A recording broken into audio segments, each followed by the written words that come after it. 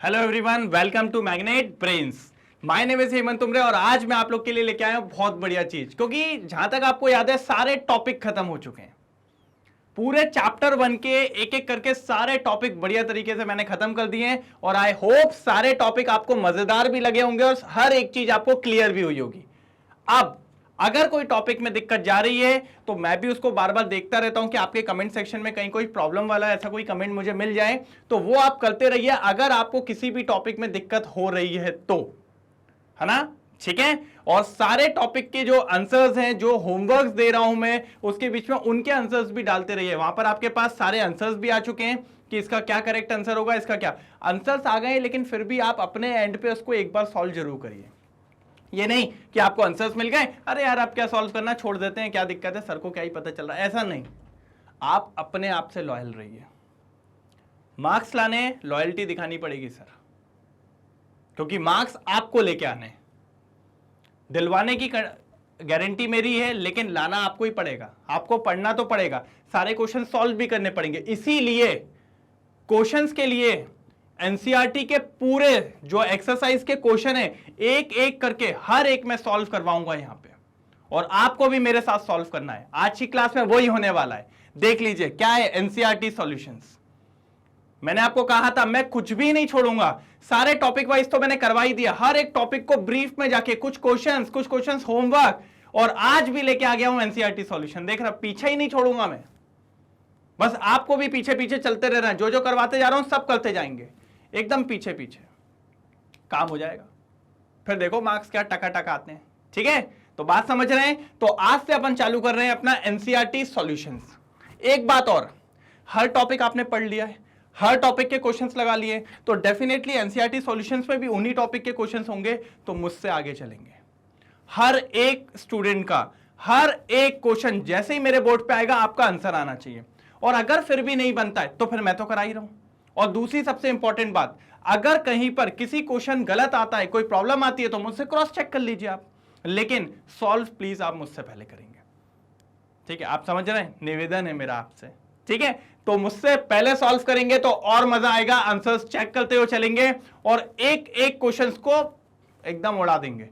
ठीक है, पूरा लास्ट तक टॉपिक तक आप देखिए, अभी पूरा एकदम एक नंबर निपटा के छोड़ते हैं अपन सारे क्वेश्चंस को। ठीक है, तो चालू करें पक्का? चलिए तो आ जाइए, तो चालू करते हैं एनसीईआरटी क्वेश्चंस। पहला क्वेश्चन आपके सामने, calculate the molar mass of the followings. इनके मोलार मास निकालने। मोलार मास क्या था सर?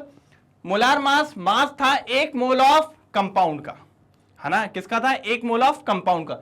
तीनों कंपाउंड दिए, तो 1 मोल ऑफ कंपाउंड का जो मास होता है उसको मोलार मास कहते हैं क्या नहीं? तो मैंने कहा भैया बहुत इजी तरीके से मैंने निकालना आपको सिखाया भी था, और आज भी मैं निकालने वाला हूं। जिसके आंसर्स आ गए हो फटाक से कमेंट बॉक्स में जल्दी जल्दी चलिए, और जिसका नहीं आया हो मेरे साथ आ जाइए। सबसे पहले देखिए, वाटर की बात कर रहे हैं, तो भैया फिर हाइड्रोजन का मोलार मास, हाइड्रोजन का अपन क्या निकालेंगे? Gram atomic mass. क्या होता है भैया? 1। कितने दिए हुए हैं? 2, तो 1 इंटू 2, प्लस ऑक्सीजन का कितना होता है? 16, तो टोटल कितना हो गया सर? 18 ग्राम। कितना इजी था। तो हाइड्रोजन का मोलार मास कितना हो गया? 18 ग्राम। ये किसका है? 1 मोल ऑफ वाटर का। 1 मोल ऑफ वाटर का मोलार मास कितना है? 18 ग्राम। नेक्स्ट आ जाइए CO2। चलिए, कार्बन का क्या होता है? ग्राम एटॉमिक मास, हाँ 12 ग्राम। Okay very good. कितने हैं? 1 है। ओके, ऑक्सीजन का क्या होता है? ग्राम एटॉमिक मास 16, और बहुत शानदार, इंटू 2। 16 2 का कितना होता है? 32, प्लस 12 कितना हो जाएगा? जल्दी बोलिए। 44 ग्राम सर, 44 ग्राम। मतलब 1 मोल ऑफ CO2 का मोलार मास होता है 44 ग्राम। चलिए लास्ट आ जाइए, CH4। कोई नाम बताएगा इसका? जल्दी कमेंट में, नाम क्या होता है CH4 का? जल्दी, अभी मैं जैसे सॉल्व कर लूं ना तब तक नाम आ जाना चाहिए, क्योंकि उसके बाद मैं नाम रिवील करूंगा। ठीक है, कार्बन कितना होता है सर? 12। हाइड्रोजन कितना होता है? 1। कितने हैं? 4 है। ओके, तो 12 प्लस 4 कितना हो जाएगा? 16 ग्राम। और इसका नाम होता है सर मीथेन। क्या नाम होता है? मीथेन। तो क्या आप सबके तीनों के आंसर्स आ गए थे? 18 ग्राम, 44 ग्राम और 16 ग्राम। कोई प्रॉब्लम तो नहीं? पक्का? ठीक है, चलिए तो इसका नाम क्या था? मीथेन। ये था आपका क्वेश्चन नंबर 1 जो कि हो चुका है सॉल्व। ठीक है, आ जाए सेकंड क्वेश्चन पे फटाफट एकदम। सेकंड क्वेश्चन आपके सामने ये लीजिए, देखिए क्या लिखा हुआ है। Calculate the mass percentage of different element present in sodium sulphate. मतलब Na2SO4 में सोडियम का क्या परसेंटेज है, सल्फर का क्या परसेंटेज है, ऑक्सीजन का क्या परसेंटेज है, ये आपको निकालना है। और अगर आपको याद हो तो ये भी मैंने आपको कराया था, मैंने हर चीज कराई आपको। ऐसा कोई क्वेश्चन नहीं आएगा जिसका कुछ ना कुछ पार्ट मैंने टॉपिक वाइज में आपको नहीं पढ़ाया हो। डेफिनेटली हर चीज मिलेगी। ठीक है, तो अब आते हैं Na2SO4 में। याद करो क्या फॉर्मूला था। जैसे मान लो आपको निकालना हो मास परसेंट। ओके सर, गाना गा रहे थे क्या? नहीं भाई, मास परसेंट ऑफ कोई भी एलिमेंट निकालना है। ठीक है, तो क्या फॉर्मूला होता था? मास ऑफ एलिमेंट, उसका याद करो, उसका इनटू उसकी एटॉमिसिटी कि कितने एटम प्रेजेंट है, याद है, into 100 upon total mass of compound. क्या आ जाएगा? Total mass of compound. तो ये हो गया mass percent of element equals to mass of element into atomicity, मतलब कितने एटम प्रेजेंट हैं, into 100 upon total mass of compound. Clear है यहां तक? चलिए आ जाइए, सबसे पहले किसका निकालते हैं? सोडियम का। तो मास परसेंट निकाल रहे हैं, किसका निकाल रहे हैं? Of sodium. चलिए, तो सोडियम का मास कितना होता है जल्दी बताएंगे मेरे को कमेंट सेक्शन में। अच्छा, मेरे को आवाज आ रही है 23 सर। ओके, इनटू कितने एटम है उसके? देखिए 2 सर 2 है, इनटू, ओ माय गॉड, अब ये कहां से आएगा total mass of compound? Sir आ जाएगा ना? मैंने कहा कैसे आएगा सर? देखिए ना, ये जो दिया है इसका मास निकाल लो, यही तो होगा टोटल मास ऑफ कंपाउंड। मैंने कहा okay, thank you so much sir, निकाल लेते हैं। सोडियम कितना होता है? 23 इंटू 2 प्लस सल्फर कितना होता है? 32 प्लस ऑक्सीजन कितना होता है? 16 इंटू 4।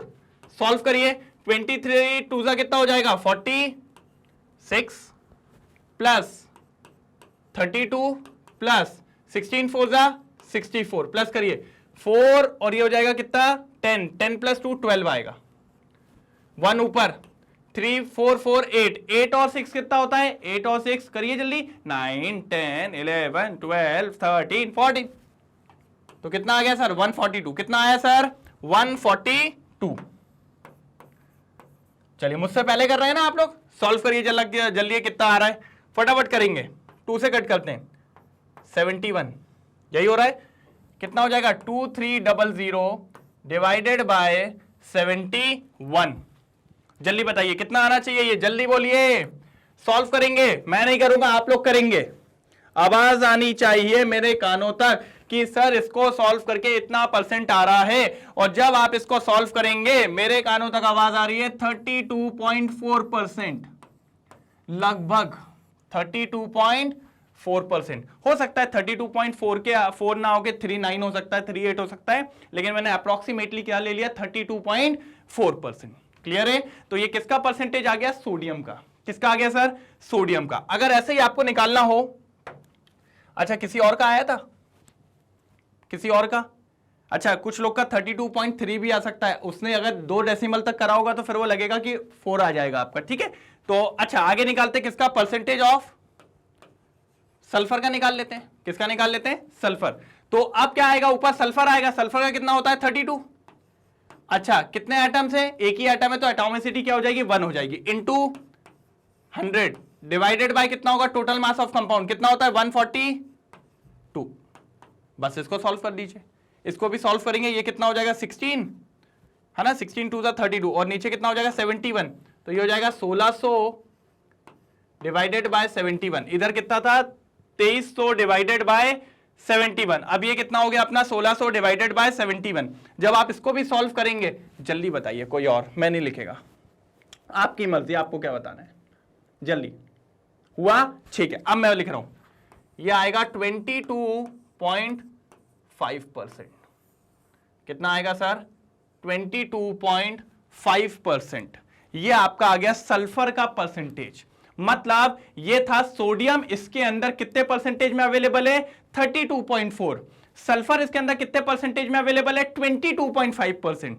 अब जो बचा हुआ है वो बचा हुआ है ऑक्सीजन। अब ऑक्सीजन को निकालने के दो तरीके हैं, ऑक्सीजन को निकालने के दो तरीके हैं। सर क्या दो तरीके हैं, आप बता पाएंगे? मैंने कहा बता देते हैं ना सर। सर कोई भी कंपाउंड टोटल 100% होता है। ये आ गया कितना, 32.4%, ये आ गया कितना, 22.5%। तो 100% में से दोनों को माइनस कर दीजिए, आपको ऑक्सीजन निकल के आ जाएगा। क्या निकल के आ जाएगा, ऑक्सीजन। या फिर आप तो कुछ मत करिए, ऊपर ऑक्सीजन का मास रखेंगे, कितना हो जाएगा, 16। कितने हैं, 4 है, तो एटॉमिसिटी कितनी हो जाएगी, 4। 16 4 जा 64, 64 इंटू 100 डिवाइडेड बाय 142।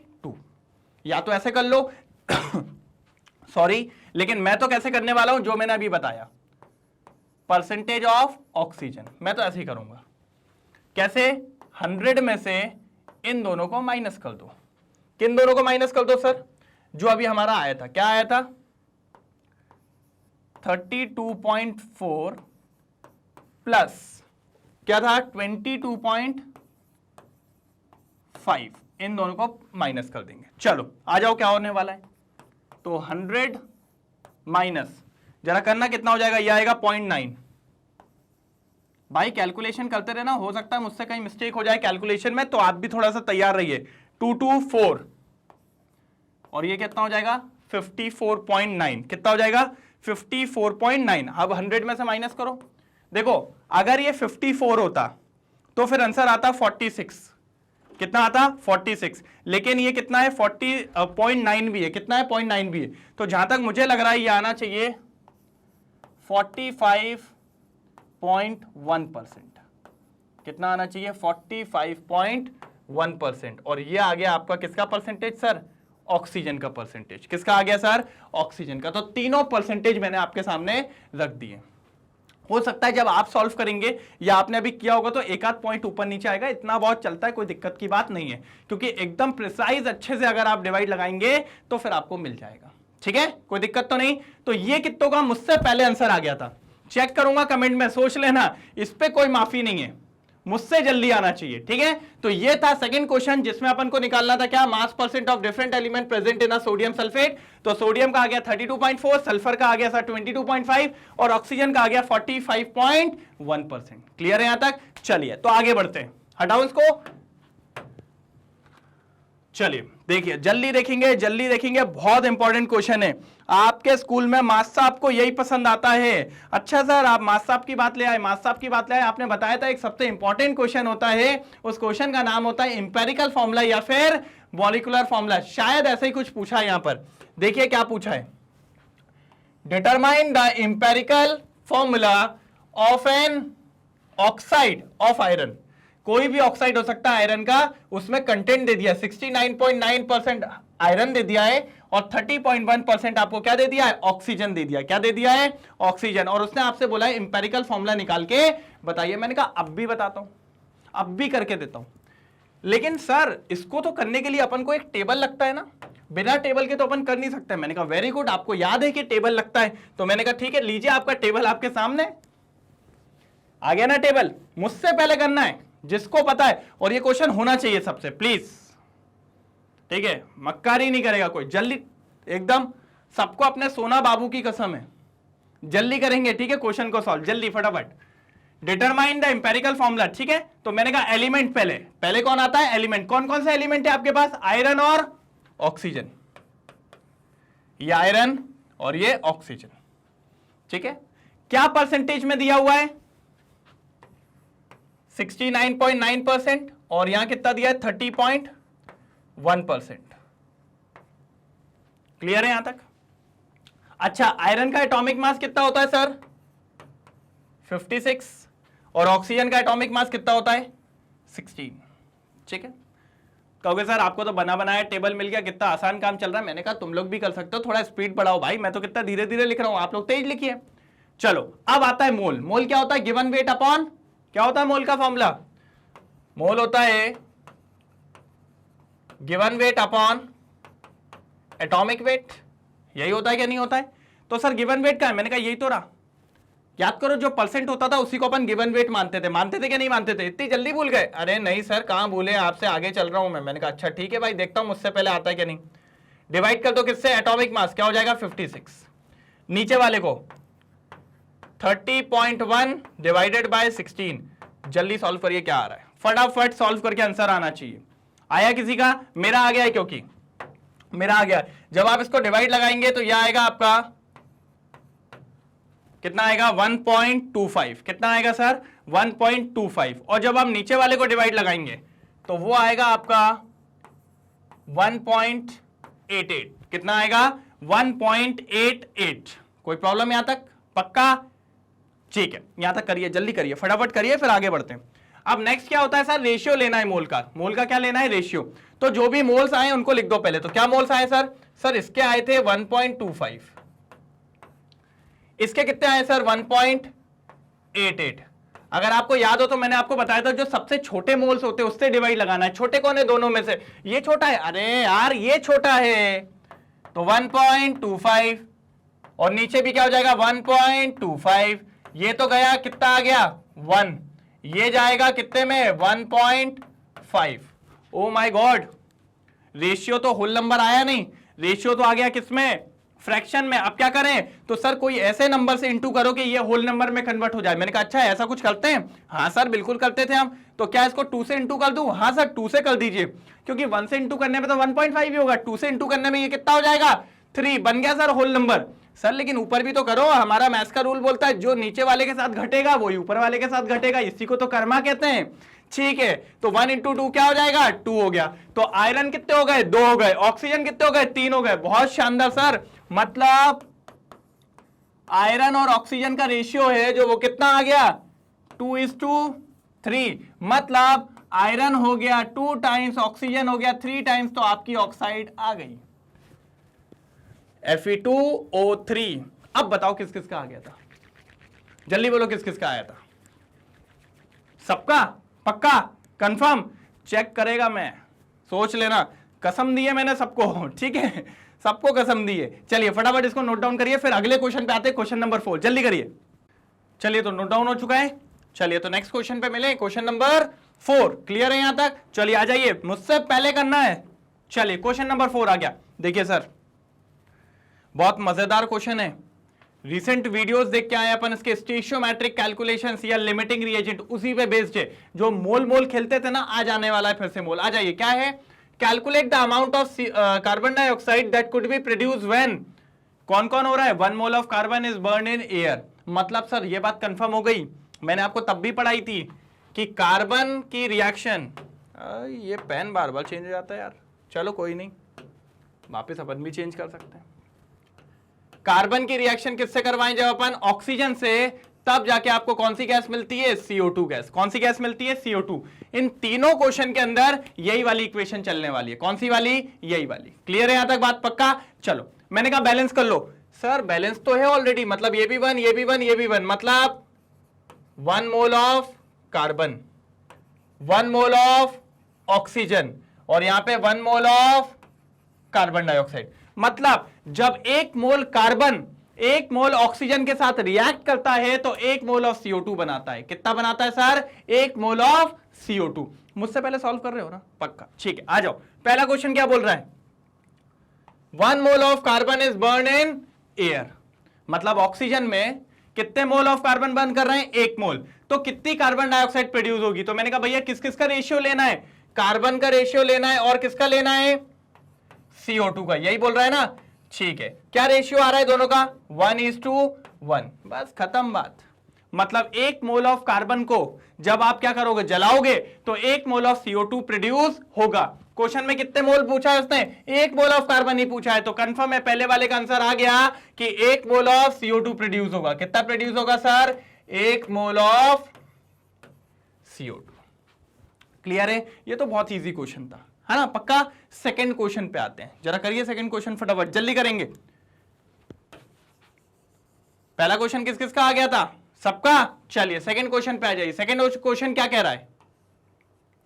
वो कह रहा है, अरे इस बार तो दोनों दे दिए, 1 मोल ऑफ कार्बन भी दे दिया है और 16 ग्राम ऑफ डाइऑक्सीजन भी दे दिया है। मतलब ये केस हो गया, शायद अब 2 डाटा आ गए। 2 डाटा जब भी आते थे तो हमें चेक करना पड़ेगा कि कौन सा वाला जल्दी खत्म हो रहा है। जो जल्दी खत्म होता था उसको क्या कहते थे? Limiting reagent. तो मतलब अब आपको इन दोनों में से क्या निकालना है? Limiting reagent. जो लिमिटिंग रिएजेंट होगा उसी की मदद से अपन क्या निकाल पाएंगे? CO2 निकाल पाएंगे। क्या निकाल पाएंगे? CO2। अब देखो कैसे निकालता हूं, कितने बढ़िया तरीके से। और जिसका आंसर पहले आ जाए जल्दी कमेंट बॉक्स में मानना पड़ेगा, ठीक है? चलो आओ। अच्छा एक बात बताओ सर, ये तो मैंने मोल में लिखा है, क्या इसको मैं ग्राम्स में लिख सकता हूं? क्या लिख सकता हूं क्या ग्राम्स में? हाँ सर लिख तो सकते हैं, क्योंकि हमने पढ़ा है 1 मोल ऑफ कार्बन का मास होता है 12 ग्राम। 1 मोल ऑफ ऑक्सीजन का मास होता है 32 ग्राम।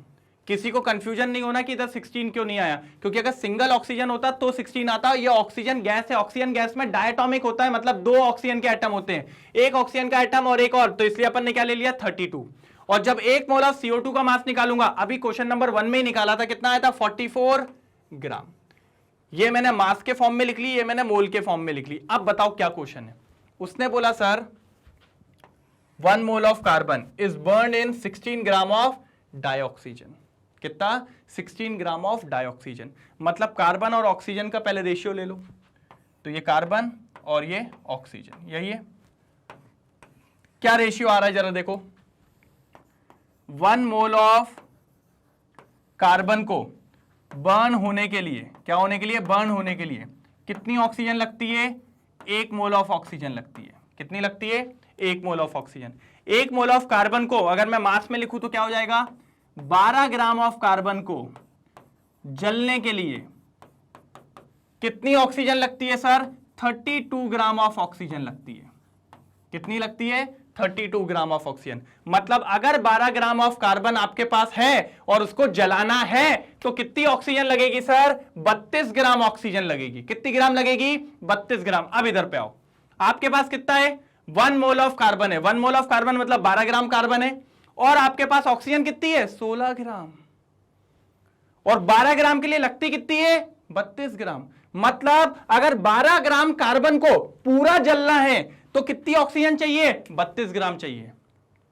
क्या आपके पास 32 ग्राम है? नहीं है सर, आपको तो उन्होंने दी है कितनी? ऑलरेडी 16 ग्राम दी है। मतलब आपको चाहिए थी 32, आपको मिली 16।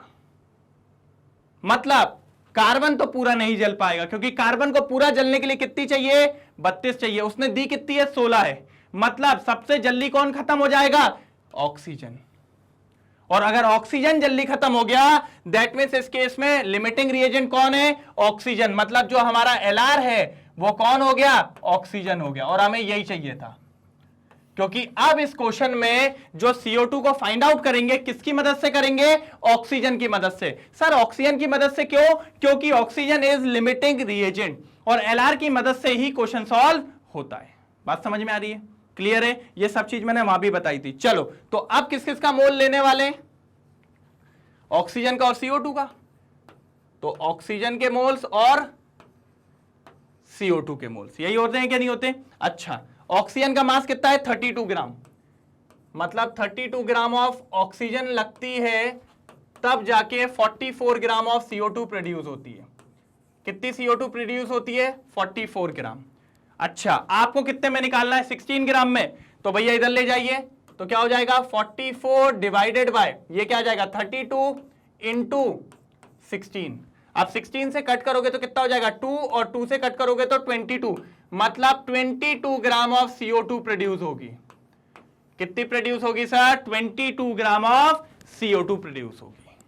बात समझ पा रहे हैं कि सर जब 32 ग्राम ऑक्सीजन कितने को प्रोड्यूस करती है? CO2 44 ग्राम। तो भैया 16 ग्राम कितने को करेगी? आपको सोचिए, 32 का आधा 16 होता है कि नहीं होता है? तो 44 का आधा कितना हो जाएगा? 22 हो जाएगा कि नहीं हो जाएगा? 22 ग्राम। आंसर हो गया, खत्म। कितना सिंपल था। तो जो सेकंड आंसर आया, कौन सा answer? Second answer. Second answer कितना है?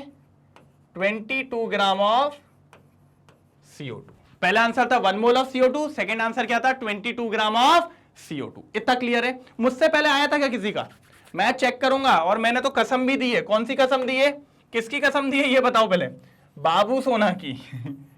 ठीक है, चलिए देखते हैं कितने लोग आंसर करते हैं। इसको भी हटाऊं नीचे वाला, क्योंकि ये तो अपन का सेकंड वाला था, अब अपन को थर्ड वाला करना है। ठीक है, आ जाइए। बेचारे का ग्राम चला गया ऊपर वाले का, ये देखो 12 अकेला बैठा हुआ है। चलो अब थर्ड क्वेश्चन है, फिर से पढ़ो। 2 मोल ऑफ कार्बन को बर्न किया गया 16 ग्राम ऑफ डाइऑक्सीजन में, 16 ग्राम ऑफ डाइऑक्सीजन में। फिर से एलान निकालना है, लेकिन मैं कह रहा हूं पता है, इसमें पूरा नहीं जाएंगे, इसमें कॉमन सेंस लगाएंगे। क्या कॉमन सेंस सर? ऊपर कितना ऑक्सीजन दिया था सर? 16 ग्राम। नीचे कितना ऑक्सीजन दिया है? 16 ग्राम। ऊपर कितने मोल दिए थे? 1 मोल। नीचे कितने मोल दिए? 2 मोल। सर कंफर्म है ना, जब 1 मोल ही बच गया था 16 ग्राम में, तो 2 मोल तो डेफिनेटली बच जाएगा, क्योंकि 1 मोल होता है 12 ग्राम, 2 मोल कितना होता है? 24 ग्राम। मतलब इस केस में भी जो एलआर होगा आपका लिमिटिंग रिएजेंट, वो कौन होगा सर? ऑक्सीजन होगा। समझ में आया क्यों होगा? क्योंकि सर ऊपर वाले क्वेश्चन में 1 मोल ऑफ कार्बन और 16 ग्राम ऑफ डाइऑक्सीजन में कौन था लिमिटिंग रिएजेंट? ऑक्सीजन था। तो नीचे भी तो वही है, नीचे तो बल्कि कार्बन और बढ़ा दिया, यहां 1 मोल से 2 मोल कर दिया, मतलब डबल कर दिया ना, तो भी आपका लिमिटिंग रिएजेंट कौन होगा? ऑक्सीजन ही होगा। तो एलआर कौन हो गया? ऑक्सीजन हो गया। एलआर कौन हो गया? ऑक्सीजन हो गया। और अभी भी ऑक्सीजन कितना ही है, इसी की मदद से निकालोगे ना 16 ग्राम से, तो 16 ग्राम में अब आप खुद बताइए, यहां से देखिए, अगर मैं ऑक्सीजन और CO2 का ही लूंगा ना रेशियो, इन्हीं का ही लूंगा, क्योंकि ये अपना एलआर है और ये अपन को निकालना है, जिसकी मदद से निकालना है और जिसको निकालना है उन्हीं का रेशियो होता है। कितना ऑक्सीजन ले रहे हैं? मतलब 32 ग्राम ऑफ ऑक्सीजन कितने कार्बन डाइऑक्साइड प्रोड्यूस करता है? 44 ग्राम ऑफ कार्बन डाइऑक्साइड। यही होता है क्या नहीं होता है? अब आपको कितना दिया हुआ है? 16 ग्राम, मतलब 32 का आधा। यही करा है क्या नहीं करा है? तो भैया 32 का अगर आधा कर दोगे तो 44 का भी तो आधा हो जाएगा, और वो कितना हो जाएगा? 22 ग्राम ऑफ CO2। मतलब थर्ड वाले का आंसर भी क्या आ रहा है? 22 ग्राम ऑफ CO2। समझ में आया? पक्का? ऐसा कोई जिसके तीनों आंसर्स आ गए थे। पहले वाले का आंसर था 1 मोल ऑफ CO2, क्योंकि 1 mole of carbon 1 mole of carbon dioxide produce करेगा। सेकंड वाले में एलआर था कौन? अपना डाइऑक्सीजन। तो डाइऑक्सीजन के मदद से अपन ने देख लिया कि ऑक्सीजन 32 ग्राम 44 बनाता है, तो 16 कितना बनाएगा? 22 बनाएगा। थर्ड वाले क्वेश्चन में भी एलआर कौन था? ऑक्सीजन, और सेम क्वांटिटी दी थी, इसलिए हमने सेम आंसर्स निकल गए। तो क्लियर हुआ? पक्का? चलिए नोट डाउन करिए, जल्दी जल्दी नोट डाउन करेंगे। हो गया? पक्का? थोड़ा तेज चलेंगे भैया, फटाफट क्वेश्चन सॉल्व करना। लीजिए अगला क्वेश्चन आ गया आपके सामने, जल्दी। Calculate the mass of sodium acetate required to make 500 ml of 0.375 molar. Molarity दे दी है। Aqueous solution, molar mass of sodium acetate is 82.0245। मतलब sir calculate the mass of sodium acetate, मतलब गिवन वेट निकालना है। क्या निकालना है? गिवन वेट निकालना है। मैंने कहा अच्छी बात है, मतलब अपन को गिवन वेट निकालना है, मतलब W निकालना है, और मॉलिक्यूलर मास दे दिया है, मतलब मोलार मास दे दिया है। कितना दे दिया है सर? 82.0245, यही दे दिया है। ठीक है, और क्या दे दिया सर? सर मोलैरिटी भी दे दी है, सब तो दे दिया यार। कोई ऐसा है जिसका आंसर आ गया हो? कोई भी नहीं आ गया होगा यार। ठीक है, वॉल्यूम भी दे दिया सर। किसका वॉल्यूम है वो देख लेना एक बार। रिक्वायर्ड टू मेक, हाँ ठीक है ठीक है, सॉल्यूशन का ही है। किसका है? सॉल्यूशन का ही है। वॉल्यूम भी सॉल्यूशन का दे दिया। कितना दे दिया है? 500 ml दे दिया है। कितना दे दिया? 500 ml। अब तो निकाल लोगे यार, निकल गया होगा किसी का तो। पक्का? चलिए, तो मोलैरिटी इक्वल्स टू क्या फॉर्मूला होता है? Given weight upon molar mass into volume. किसका बेटा? सॉल्यूशन का। ये मैं पूरा बार बार लिखता हूं कि आपको कभी कंफ्यूजन ना हो। काय में लेना है? ml में। तो ऊपर कितना इंटू हो जाएगा? 1000। ठीक है, अब बताइए मोलैरिटी कितनी दे दी है? 0.375। कितनी दे दी है? 0.375। W तो आपको निकालना है, इंटू 1000 हो गया। मॉलिक्यूलर मास कितना दे दिया है? अच्छा आप पूरा रख लेना, आप पूरा रख लेना, मैं सिर्फ 82 ही रख रहा हूं। ठीक है, आप पूरा रखना। ठीक है, इंटू कहोगे सर ये तो धोखा है, आप पूरा नहीं रख रहा, हमें पूरा रखवा रहे हो। ठीक है, और नीचे कितना हो जाएगा? 500। तो 500 से कट करिए, कितना हो जाएगा? 2 से कट करिए, कितना हो जाएगा? 41 को इंटू कर दीजिए, गिवन वेट आ जाएगा। बस क्वेश्चन सॉल्व। देख रहे हो कितने आसान क्वेश्चन है। बस इसको सॉल्व करिए, आपकी मोलैरिटी आ जाएगी, सॉरी गिवन वेट आ जाएगा आपका जो भी है, फटाफट सॉल्व करेंगे। और अगर आप देखेंगे तो ये आएगा 15.37 ग्राम। कितना आएगा? 15.37 ग्राम। कोई था जिसका आंसर 15.7 ग्राम था? है? चलिए, very good sir, very good. और जिनका नहीं आ रहा है वो लोग भी मेरे साथ करेंगे। पूरा सॉल्यूशन मैं करवा रहा हूं, आप लोग देख रहे हैं, मैं ये नहीं कर रहा हूं कि कहीं से प्रिंटेड है और पूरा बता दे रहा हूं, पूरा सॉल्यूशन बता रहा हूं कहीं ना कहीं से। बस थोड़ा सा फास्ट जाना पड़ेगा सर, बहुत सारे क्वेश्चन है, लेकिन आपको पूरा समझ में आएगा, आप टेंशन मत लो, ठीक है। चलिए फटाफट नोट डाउन करेंगे, अगले क्वेश्चन पे मिलते हैं। जल्दी आ जाइए, धूम धड़ाका। हो गया? कोई दिक्कत तो नहीं? हटा दूं?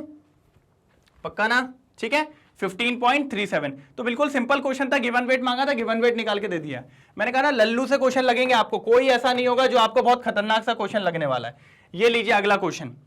अब आपको याद हो तो मैंने कहा था मास परसेंट में इसलिए पढ़ा रहा हूं कि जब मोलैरिटी, मोलैलिटी, नॉर्मैलिटी ये सब आता है ना, तो उसका जो गिवन डाटा होता है ना वो इसी फॉर्म में देता है। कह देता है कभी मास परसेंट है, वेट बाय वेट है, वेट बाय वॉल्यूम है, वॉल्यूम बाय वॉल्यूम है, इस तरीके से। देखिए इसमें भी कुछ गिवन डाटा ऐसे कुछ आया है। देखो जरा फटाफट पढ़ो और जल्दी सॉल्व पे लग जाओ।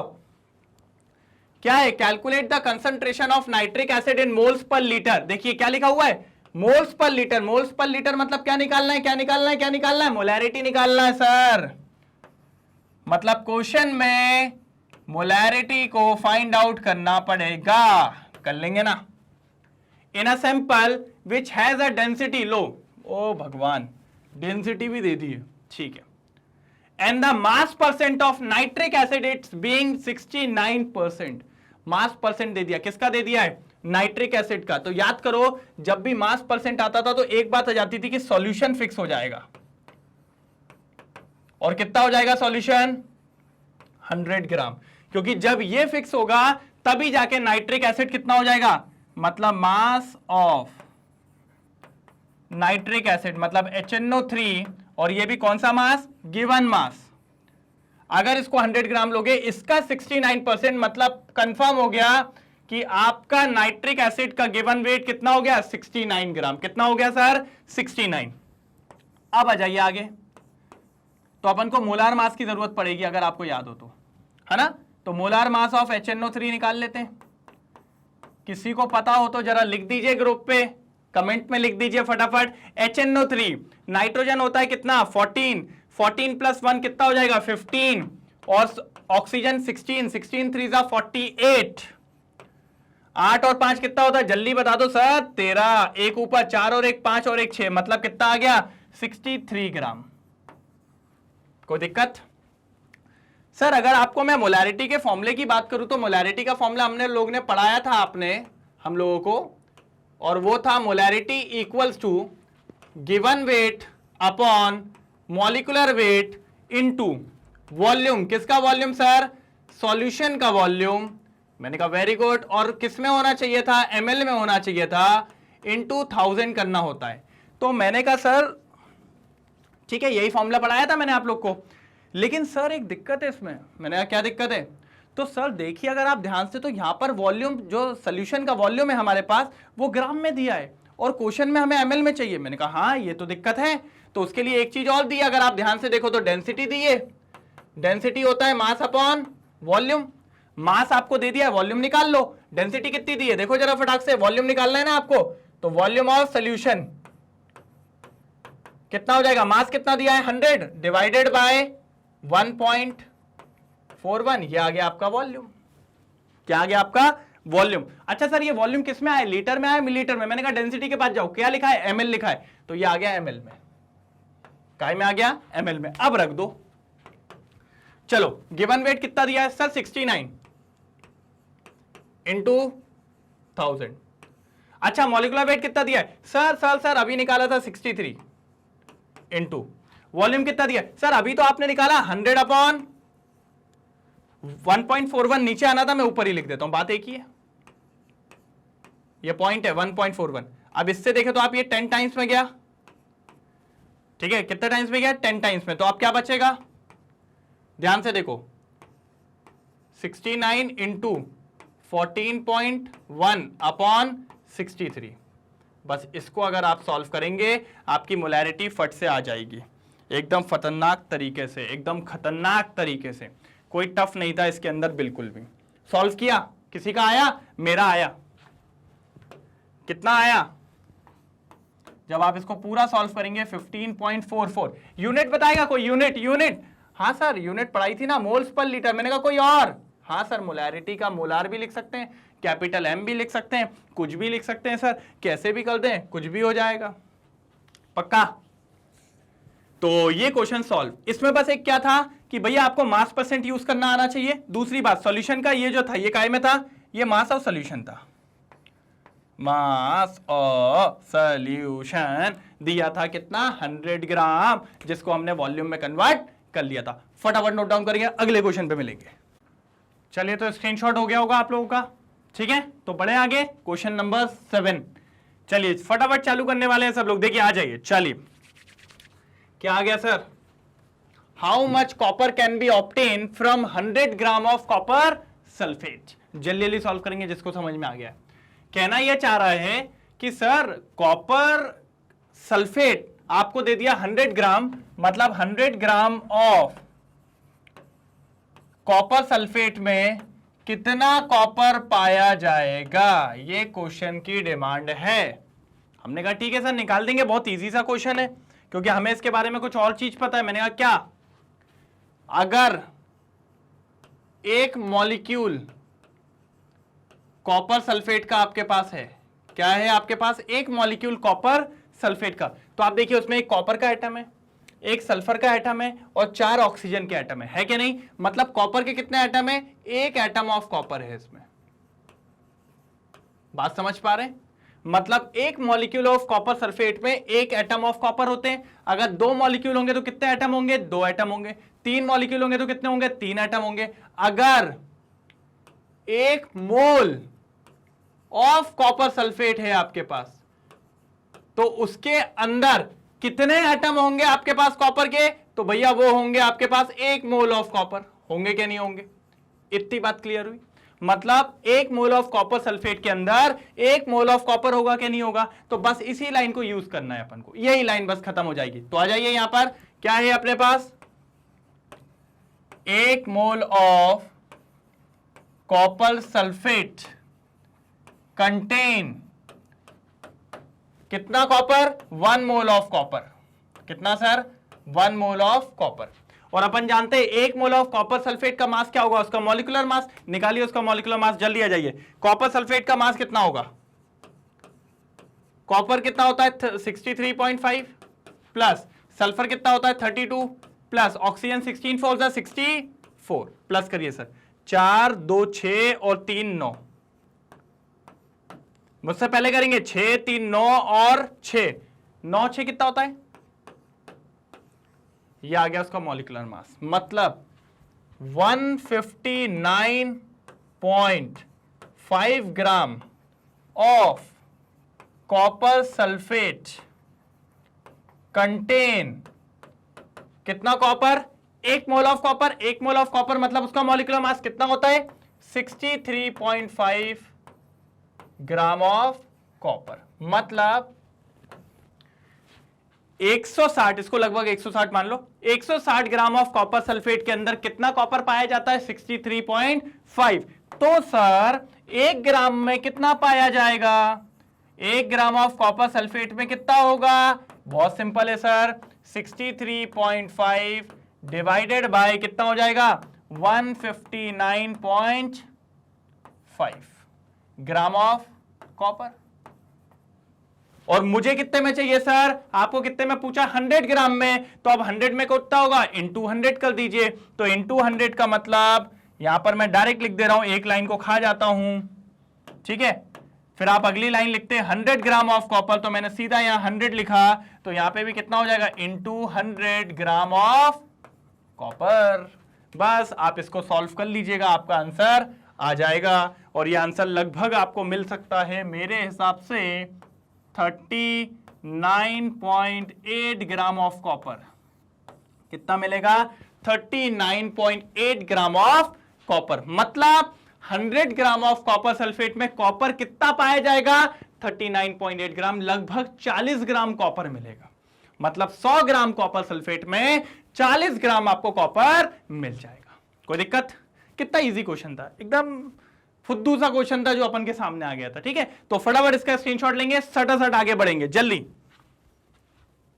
हो गया पक्का? रिमूव कर दूं? कोई दिक्कत तो नहीं? क्वेश्चंस बन रहे हैं कि नहीं बन रहे? चलिए अगला क्वेश्चन आपके सामने, क्वेश्चन नंबर 8। अगर ये क्वेश्चन आप ध्यान से देखो तो शायद क्वेश्चन नंबर 3 में भी ऐसा ही कुछ था क्या नहीं? उसमें आपने इंपेरिकल फॉर्मूला निकाला था, इसी का इंपेरिकल फॉर्मूला निकाला था क्या नहीं? क्वेश्चन नंबर 3 में जाके देखिए आप, इसी का इंपेरिकल फॉर्मूला आपने सॉल्व किया था, जो आया था Fe2O3। क्या आया था आपका? Fe2O3। कोई दिक्कत की बात यहां तक? चलिए यही आया था क्या नहीं? अब मैं कहता हूं इसका इंपेरिकल फॉर्मूला मास निकाल लो। इंपेरिकल फॉर्मूला मास, तो आप आयरन को जानते हो कितना होता है? 56 इंटू 2 प्लस 16 इंटू 3। 56 इंटू 2 कितना हो जाएगा? जल्दी करो। 55 का 110 होता है तो शायद 112 होगा, और ये हो जाएगा 48, मतलब आपका आ जाएगा 160 ग्राम। कितना आ जाएगा सर? 160 ग्राम। अब क्या होता है सर, इसी का जो मॉलिक्यूलर मास होगा, क्या होगा सर इसका मॉलिक्यूलर मास? वैसे तो क्या होता है कि क्वेश्चन में मॉलिक्यूलर मास दिया होता है, लेकिन उसने अभी दिया नहीं है। और एक बात और बताऊं ना, तो इसके अलावा इसका कोई आगे की ऑक्साइड होती भी नहीं है। मतलब जैसे इसको मैं 2 से इंटू करूं तो क्या हो जाएगा? Fe4O6, ऐसी कोई ऑक्साइड होती नहीं है। तो इसका जो मॉलिक्यूलर मास होगा ना, वो भी कितना होता है? 160 ग्राम होता है। कितना होता है सर? 160 ग्राम। ये डाटा गिवन नहीं था क्वेश्चन में, ये डाटा गिवन नहीं था। तो मॉलिक्यूलर मास कितना है? 160 ग्राम। लेकिन आपको जो भी क्वेश्चन आएंगे सब गिवन रहेगा, टेंशन की बात नहीं है, हल्के में नहीं लेने का है। ठीक है, अब आपको याद है अपन एन निकालते थे। एन क्या होता था? याद करो, molecular mass upon empirical formula mass होता था क्या नहीं? अब अगर आप ध्यान से देखो तो दोनों बराबर ही है। 160 डिवाइडेड बाय 160 कितना आ रहा है? 1। तो n की वैल्यू कितनी आ गई? 1 आ गई। अब अपना फाइनल आता था कि भैया जो आपका मॉलिक्यूलर फॉर्मूला होगा वो क्या होता था? Empirical formula into n। और इंपेरिकल फॉर्मूला क्या है भैया? Fe2O3 into 1। दैट मीन्स आपका इंपेरिकल फॉर्मूला और मॉलिक्यूलर फॉर्मूला दोनों कैसे हैं? कैसे हैं सर? जल्दी बोलिए। सेम है। मतलब जो इंपेरिकल था वही आपका मॉलिक्यूलर है। इंपेरिकल फॉर्मूला और मॉलिक्यूलर फॉर्मूला दोनों कैसे हो गए सर? सेम हो गए। कैसे हो गए सर? सेम हो गए। बात समझ में आई? तो ये क्वेश्चन भी आप लोग का सॉल्व हो गया होगा। ठीक है, कसम भूले तो नहीं? किसकी कसम थी? बाबू सोना की, सबको अपने अपने, कि फटाफट मुझसे पहले क्वेश्चन सॉल्व करने। और सिंपल सी बात कि अगर नहीं है तो मेरे साथ सॉल्व करिए। मैं बस कह रहा हूं ये नहीं कि आंसर आना चाहिए, प्रैक्टिस मुझसे पहले ट्राई करिए। नहीं आ रहा है तो फिर मैं तो पीछे आ ही रहा हूं सॉल्व करते करते। ठीक है, चलिए फटाफट नोट डाउन करेंगे जल्दी से। हो गया? हटा दूं? चलो अगला क्वेश्चन आपके सामने आ जाइए। ये जिस प्रकार का क्वेश्चन आपके सामने आया, ऐसे क्वेश्चंस आपको नहीं आते। ना आपको 11th में मिलेंगे, ना 12th में मिलेंगे, ना जेई में मिलेंगे, ना नीट में मिलेंगे। ये सिंपल सी बात है, अबंडेंस के ऊपर क्वेश्चन आता है। ठीक है, लेकिन फिर भी जब आ गया है तो अपन छोड़ेंगे तो है नहीं, इसको भी लपेटेंगे अच्छे से। ठीक है, आपने आइसोटोप्स पढ़े थे, याद है? मैंने पढ़ाए थे आपको आइसोटोप्स। आइसोटोप्स क्या होता था? जिनका सेम एटॉमिक नंबर होता था बट डिफरेंट एटॉमिक मासेस होता है। ठीक है, आपने क्लोरीन के बारे में सुना होगा। क्लोरीन का जो मास होता है वो 35.5 होता है। क्लोरीन के 2 आइसोटोप्स होते हैं। कितने आइसोटोप्स होते हैं सर? 2। एक होता है आपका क्लोरीन 37 और एक होता है क्लोरीन 35। लेकिन अगर आप ध्यान से देखो तो भैया ये दोनों मासेस आप नहीं पढ़ते हो, ना आप 35 पढ़ते हो ना आप 37 पढ़ते हो, आप क्या पढ़ते हो? 35.5। तो मास आया कैसे? तो सर क्या हुआ, क्लोरीन जो मार्केट में अवेलेबल है, मार्केट बोले तो मेरा एटमॉस्फेयर, ठीक है, एटमॉस्फेयर में क्लोरीन का ऊपर वाला 35 वाला कितने परसेंटेज में अवेलेबल है? 75.77। ये परसेंटेज में लिखा है, नहीं तो ये होगा 0.75। ठीक है, इसको मैंने परसेंट में कन्वर्ट करके यहां पर क्या लिखा है? 75%। ठीक है, नहीं तो इसकी वैल्यू कितनी है? 0.75। और इसका मोलिकुलर मास कितना है ये वाले का? 34.9 एक्चुअल मॉलिक्यूलर मास है, जिसको अपन राउंड ऑफ करके 35 भी मानते हैं। क्या मानते हैं? 35 भी। अच्छा, और जो क्लोरीन 37 वाला है वो मार्केट में कितने परसेंट अवेलेबल है? 24%। कितना अवेलेबल है? 24। ये परसेंटेज में नहीं तो ये होता कितना? 0.24। बात समझ पा रहे हैं? अच्छा, अगर आप दबदबा देखो तो 35 वाले का दबदबा ज्यादा है, 37 वाले का दबदबा कम है। दबदबा मतलब क्वांटिटी अगर देखें तो सबसे ज्यादा कौन पाया जा रहा है? 35 वाला। कितना? 75% ऑनर्स डिग्री ले आया भाई, ठीक है। और ये देख रहे हो 37 वाला कितना? से 25%, पास भी नहीं हो पाया। 33 में तो पास होते हैं। तो कहने का मतलब ये इसका कंसंट्रेशन ज्यादा है, कंसंट्रेशन इन द सेंस इसका दबदबा ज्यादा है, इसलिए जो क्लोरीन का एक्चुअल मास है वो भाई के पास है। कितना मास है? 35.5। देखो भाई के पास है, क्यों? क्योंकि भाई का दबदबा ज्यादा है, जो शेयर वही है। बात समझ पा रहे हैं? इसका दबदबा कम है इसलिए 37 और 35.5 इससे सिर्फ आधा ज्यादा है और इससे 1.5 कम है। तो पॉइंट समझ रहे हो? जिसकी क्वांटिटी ज्यादा होती है दबदबा भी उसी का होता है। अब एवरेज निकाला कैसे वो एक बार अपन देख लेते हैं, ठीक है। एवरेज जो निकाल के लाए अपन वो किस तरीके से निकाल के लाए वो देख लेते हैं। सबसे पहले भाई इसका एक बार स्क्रीनशॉट ले लो फटाक से जल्दी, फिर अपन आगे बढ़ते हैं। चलिए, तो नोट डाउन कर लिया आपने ये। चलिए अब कैसे निकालने वाले हैं वो देखने वाले हैं। आ जाइए। तो अपन को निकालना है एवरेज एटॉमिक मास, ठीक है। तो उसके लिए कुछ नहीं करना है, जैसे ये ऊपर वाला दिख रहा है कितने परसेंटेज अवेलेबल है? 75.77 दिख रहा है, इनटू इसका मास क्या है? 34, पूरा लिखना 0.9689 प्लस अब ये कितना अवेलेबल है? 24.23 इनटू इसका कितना परसेंटेज है? सॉरी, मास क्या है? 36.9659। तो ये कितना परसेंटेज है? 75.77। ये कितना परसेंटेज? 24.23। इनके जो रिस्पेक्टिव मास थे उनसे मल्टीप्लाई कर दिया, लेकिन टोटल अपन को कितने परसेंटेज में बताना है? 100। तो जब आप इसको पूरा सॉल्व करोगे, आप सॉल्व करिएगा घर पे, एक बार चेक भी करिएगा इसको, जब आप पूरा सॉल्व करके लाओगे आपको मास मिलेगा सर 35.5, जो कि एक्चुअल मास अपन लेते हैं आज क्लोरीन का, जो एक्चुअल में एक एवरेज मास होता है किसका? इन क्लोरीन आइसोटोप्स का। और ये आता है 35.5 ग्राम पर मोल। एक मोल का मास होता है क्लोरीन का कितना? 35.5 ग्राम। बात समझ पा रहे हैं? तो मैंने वही बोला, ये तो बहुत बेसिक सा फॉर्मूला जो अपन 7th 8th में पढ़ते थे वही है। जो परसेंटेज दिया उनको उनके मास से इंटू करके टोटल 100 से डिवाइड कर दीजिए, आपका एवरेज एटॉमिक मास आ जाएगा, ठीक है। तो इस तरीके के क्वेश्चन आपसे पूछता नहीं है, लेकिन आप सामने आया है तो भाई को निपटाना तो पड़ेगा। चलिए, तो फटाफट नोट डाउन करेंगे, बहुत इजी था ये तो। इसको आप एक बार घर पे जरूर सॉल्व करिएगा, ठीक है, पक्का, ठीक है। करिए जल्दी, ले लिया स्क्रीनशॉट। चलो आगे बढ़ते हैं। एक बहुत शानदार क्वेश्चन आ गया। आई थिंक ऐसा क्वेश्चन मैंने आपको एक बार कराया भी हुआ है, ठीक है। देखते हैं क्या है, मुझसे आगे चलेंगे सब लोग। इन 3 moles of ethane C2H6 calculate the following. बहुत कुछ दे दिया तो मैंने कहा ले आओ पहले C2H6 को क्या है। ये एक मॉलिक्यूल है, किसका मॉलिक्यूल है? इथेन का। अब भैया अभी मैं ये देख रहा हूं, उसने बोला है number of moles of carbon atom. अगर 3 मोल ऑफ इथेन है तो उसमें number of moles of carbon atom कितने होंगे, number of moles of hydrogen atom कितने होंगे, और मॉलिक्यूल्स पूछ लिया इथेन का। तो मैंने कहा ठीक है, बहुत इजी क्वेश्चन है, आप लोग आंसर मारिए फटाफट कमेंट में, मैं यहां आंसर लेके आता हूं तेजी में। चलिए, मान लो जिसको समझ में नहीं आ रहा वो फोकस करेगा। यहां मैंने ले लिया एक मॉलिक्यूल इथेन का, ठीक है, ऐसे दिखेगा। इसमें कार्बन के कितने एटम दिख रहे हैं सर? 2 एटम ऑफ कार्बन है क्या नहीं है? बताओ, पक्की बात है ना? और अगर हाइड्रोजन पूछूं तो कितने दिख रहे हैं? 6 एटम दिख रहे हैं हाइड्रोजन के। अगर यहां पर 2 मॉलिक्यूल होते हैं तो फिर कार्बन के एटम कितने हो जाते हैं? 4। अगर यहां 3 मॉलिक्यूल होते तो कार्बन के एटम कितने हो जाते? 6। अगर यहां 4 मॉलिक्यूल होते तो यहां कार्बन के एटम कितने हो जाते? 8। इधर अगर 5 मॉलिक्यूल होते तो इधर कार्बन के एटम कितने हो जाते? 6, सॉरी 10। अगर मैं यहां बोल दूं कि आपके पास 1 मोल ऑफ इथेन है, कितना है सर? 1 मोल ऑफ इथेन, तब कार्बन के कितने मोल होंगे? तो जब एक मॉलिक्यूल में 2 एटम थे तो 1 मोल में भी कितने मोल ऑफ एटम होंगे? 2 मोल ऑफ कार्बन। चेंज थोड़ी हो जाएगा, जो एक मॉलिक्यूल की बात है वही बात तो एक मोल में भी रहेगी, क्योंकि भैया मॉलिक्यूल से मोल तक का जो सफर है वो नंबर ऑफ पार्टिकल्स या नंबर ऑफ मॉलिक्यूल के बढ़ने से ही तो आता है। जब एक मॉलिक्यूल था तो सिंगल मॉलिक्यूल, जब 6.022 इंटू 10 की पावर 23 मॉलिक्यूल ले आऊंगा तभी तो एक मोल हो जाएगा। तो कहने का तात्पर्य इतना है, अगर एक मॉलिक्यूल में 2 एटम थे तो 1 मोल ऑफ इथेन में कितने मोल होंगे? 2 मोल होंगे। कितने मोल होंगे सर? 2 मोल होंगे। ठीक है, अब अगर आप ध्यान से देखें, अगर 1 मोल में 2 मोल हैं, तो अगर मैं इसको यूनिटरी मेथड से आपसे बात करूं कि 3 मोल ऑफ इथेन में, किसमें? 3 मोल में कितने होंगे?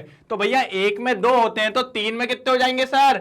6 मोल ऑफ कार्बन। इस पे तो मुझे नहीं लगता कि कोई विवादित या कोई ज्यादा बात करने की जरूरत है। तो पहला क्वेश्चन यही है कि number of moles of carbon atom कब? जब 3 मोल ऑफ इथेन की बात करी। तो भैया कितना आया आंसर? 6 मोल। कितना आया सर? 6 मोल। कोई दिक्कत? मोल हमारा अनमोल। अब क्या पूछा है सर? अब क्या पूछा है? आ जाओ। Number of moles of hydrogen atom पूछ लिया। अब हाइड्रोजन पूछ लिया तो वापस आ जाओ एक और बार लाइन। अब यहां देखो, एक मॉलिक्यूल में हाइड्रोजन के कितने एटम थे? 6। कितने थे? 6। मतलब 1 मॉलिक्यूल ऑफ इथेन कितना हाइड्रोजन के एटम है? 6 हाइड्रोजन एटम्स है क्या नहीं? तो अगर मैं आपसे 1 मोल में पूछूं तो वही बात हो जाएगी सर, 1 मोल ऑफ इथेन में कितने हो जाएंगे? 6 मोल ऑफ हाइड्रोजन एटम। होंगे कि नहीं होंगे? जब 1 मोल में 6 हैं तो सर 3 मोल में कितने होंगे? सर तो 3 6 क्या होता है बताइए ना? 18 मोल। मतलब सेकंड वाला जो आंसर है वो आ जाएगा 18 मोल। कितना जाएगा सर? 18 मोल। कितना सिंपल था कि जब एक में 6 मोल है तो दूसरे वाले में कितना हो जाएगा? 18 मोल। कितना हो जाएगा? 18। अब आते हैं सर लास्ट वाला। ठीक है, लास्ट वाला मुझसे भी तेज करेंगे आप लोग। ठीक है, चलो आ जाओ। Number of molecules of ethane पूछ रहा है। ठीक है सर, बता देंगे, बहुत इजी। और कितने में पूछा है? 3 मोल में। तो पहले तो ये बताओ सर, आपने पढ़ा हुआ है 1 मोल ऑफ इथेन के अंदर कितने मॉलिक्यूल्स होते हैं? हमने पढ़ा था सर 1 मोल मतलब हमारा एवोगेड्रो। Avogadro sir, Avogadro. भाई को भूल गए क्या? नहीं भूले ना? ठीक है, इतने मॉलिक्यूल्स होंगे सर। किसकी बात कर रहा हूं? 1 मोल में। आपसे कितने में पूछा है? 3 मोल में। सर ये तो बहुत फर्जी सा कैलकुलेशन हो गया है। 1 मोल में इतने तो 3 में पूछ दिया है। 3 में पूछ रिया है तो बता देते हैं हम। कितना हो जाएगा? 3 6 18, 0 6 6 इंटू 10 की पावर 23। ये आ गया थर्ड वाला आंसर। क्या दिक्कत थी? अच्छा, कोई ऐसा जो मुझसे पहले तीनों आंसर ले आया? फर्स्ट वाले का आंसर है 6 मोल, सेकेंड वाले का आंसर है 18 मोल और थर्ड वाले का अपना आंसर है 18.066 इंटू 10 की पावर 23 मॉलिक्यूल्स। क्या है? 23 मॉलिक्यूल्स। कोई दिक्कत यहां तक? कितना आसान था, कोई दिक्कत की बात नहीं थी इसमें। ठीक है, तो फटाफट इसको नोट डाउन करेंगे फिर आगे बढ़ते हैं। जल्दी आइए। हो गया? मुझसे आगे चल रहे हैं कुछ लोग के नहीं चल रहे हैं? कि पीछे पीछे चल रहे हैं? पक्का? ठीक है, चलो आगे आ जाओ। क्वेश्चन नंबर 11 पे बात करने वाले हैं सर। क्या पूछ रहा है? What is the concentration of sugar in moles per litre? Moles per litre का मतलब सर आप लोग से पूछना चाहता हूं, क्या लाटी लीटी? अच्छा, मोलैरिटी। ओके ठीक है, मोलैरिटी बोल रहे हैं। ठीक है। If it's 20 gram are dissolved in enough water to make a final volume up to 2 liter. Sir आपको यह बताना है कि शुगर का गिवन वेट क्या होगा। गिवन वेट तो दिया है, सब कुछ तो दिया है। अच्छा, मोलैरिटी निकालनी है सर। 20 ग्राम शुगर को डिसॉल्व किया, मतलब गिवन वेट हो गया 20 ग्राम। ठीक है, और क्या दे दिया अपन को भाई? ठीक है, शुगर की बात कर दी, शुगर का फॉर्मूला दे दिया। शुगर का फॉर्मूले से उसका मॉलिक्यूलर मास निकालना सर। क्या होगा molecular mass? 12 into 12 plus 21 into 1 plus 11 into 16। जैसे ही आप सॉल्व करोगे ये आएगा 342 ग्राम। कितना आएगा? 342 ग्राम। और कई बार मैंने सॉल्व किया तो मैंने कहा सुक्रोज का या शुगर का, अब तो आपको मॉलिक्यूलर मास याद भी हो गया होगा कितना आता है, 342 ग्राम। चलिए सर, वॉल्यूम दे दिया है सॉल्यूशन का। कहां तक पहुंचाने को बात करी? उन्होंने 2 लीटर बोला है। हमने कहा ठीक है, तो बस ठीक है। और पूछा क्या है हमसे? मोलैरिटी निकाल दीजिए। अच्छा, मेरे हिसाब से कुछ लोग का तो आ भी गया होगा आंसर। अब तक तो कुछ लोगों ने सॉल्व भी कर दिया होगा। पक्की बात? चलो तो एक बार सॉल्व कर लेते हैं, आ जाइए जरा मेरे साथ और देख लो एक बार, सही कर रहा हूं कि नहीं, गलत कर रहा हूं तो आवाज लगा देना। मोलैरिटी क्या होता है sir? Given weight upon molecular weight into volume. Volume किसका? सोल्यूशन का। चलो लीटर में ले लो क्योंकि लीटर में दिया, लीटर में देंगे तो ऊपर 1000 इंटू नहीं होगा। गिवन वेट बताओ कितना दिया है? 20 दिया है, अपॉन कितना हो जाएगा? 242 इंटू कितना है? 2 हो जाएगा, 2 से कट करेंगे कितना हो जाएगा? 10/342 जो आएगा 0.029 और मोलार कितना आ जाएगा? 0.029 मोलार। किस किस का आ गया था ये? कितना इजी था, बस सॉल्व ही तो करना था।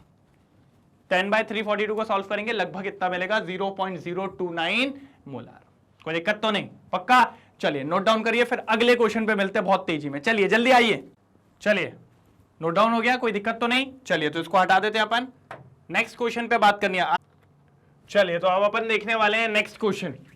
बहुत बढ़िया क्वेश्चन है, जरा फोकस करेंगे इस पे। बहुत बढ़िया एक फॉर्मूला लगने वाला है, जो फॉर्मूला मैंने आपको पढ़ाया था। ठीक है, पहले क्वेश्चन रीड करिए, जल्दी करेंगे। If the density of methanol is 793 kilogram litre inverse, what is its volume needed. जो भी ये डेंसिटी दी है इससे कुछ ना कुछ निकालेंगे, तो उसका कितना वॉल्यूम होगा कि आप एक और कंसंट्रेशन बना सकें। जो कितना कंसंट्रेशन होगा? 2.5 लीटर, और उसकी मोलैरिटी कितनी होगी? 0.25। जब भी आपसे कभी बोले ना वॉल्यूम नीडेड, और वॉल्यूम नीड होने के बाद एक नया कंसंट्रेशन बन रहा है तो कितना वॉल्यूम होगा, ये सब मतलब समझ जाना वहां पर 2 वॉल्यूम और 2 मोलैरिटी लगेंगी। अच्छा मोलैरिटी क्यों लगेगी सर? नॉर्मेलिटी भी तो लग सकती थी, लेकिन मोलैरिटी पूछिए इसलिए मोलैरिटी लगेगी। बात समझ रहे हैं मैं क्या कहना चाह रहा हूं? अभी क्वेश्चन को थोड़ा और ध्यान से पढ़िए। ठीक है सर, अगर आपकी बात मान लें कि 2 मोलैरिटी 2 वॉल्यूम लगेगा, तो आप शायद इसी फॉर्मूले की बात कर रहे होंगे। आपने यही पढ़ाया था M1V1 इक्वल्स टू M2V2। मैंने कहा हाँ, तो लेकिन सर दिक्कत ये आ रही है कि अगर आप देखें तो एक वॉल्यूम तो ये दे दिया 2.5 लीटर, और ये बाद में बन रहा है इसलिए V2 मान लीजिए। M2 दे दिया 0.25, मतलब M2 हो गया।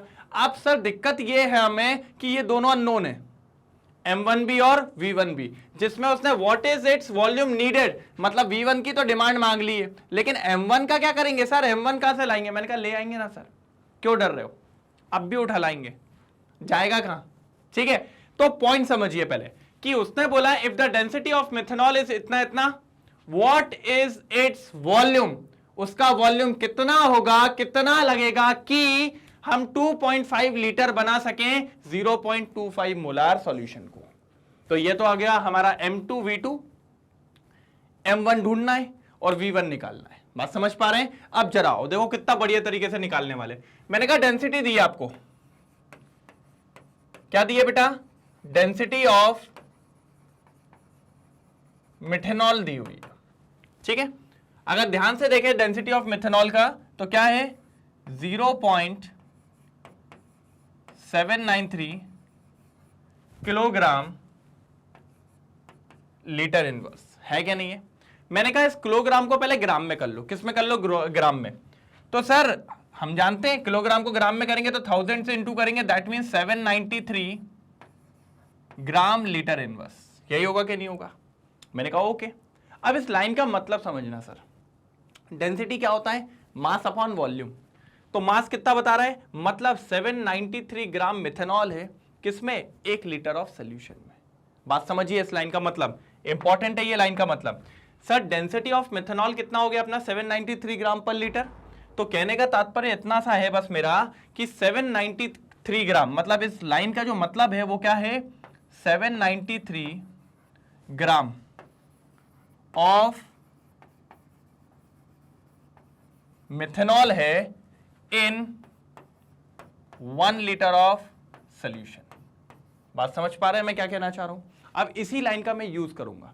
सर मतलब ये बात कंफर्म होगी कि मिथेनॉल कितना है? 793 ग्राम है, किसमें? 1 लीटर ऑफ सोल्यूशन में। तो मुझे निकालना है मोल्स ऑफ मिथेनॉल। क्या निकालना है सर?